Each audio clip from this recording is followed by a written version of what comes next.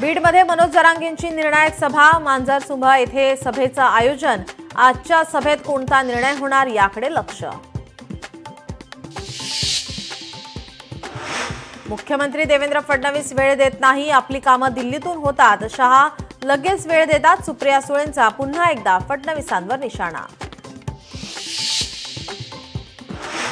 मटण खाल्लं तर पाप काय, आपण मटण खातो आणि आपल्या पांडुरंगाला ते चालतं। सुप्रिया सुळे यांचं वक्तव्य, तर सुळेंच्या वक्तव्याला वारकरी उत्तर देतील, फडणवीसांचं प्रत्युत्तर। रोज बोलतात वोट चोरी झाली, पण त्यांचं डोकंच चोरी झालं। बिहारमध्ये जाऊन महाराष्ट्राची बदनामी केली, विरोधकांना सुबुद्धी येऊ। मुख्यमंत्री फडणवीसांचा विरोधकांवर हल्लाबोल। 5 वर्ष कोणतीही योजना बंद होणार नाही, मुख्यमंत्री फडणवीसांचं। लाडक्या बहिणींना आश्वासन, 1 कोटी बहिणींना लखपती बनवण्याचंही ध्येय।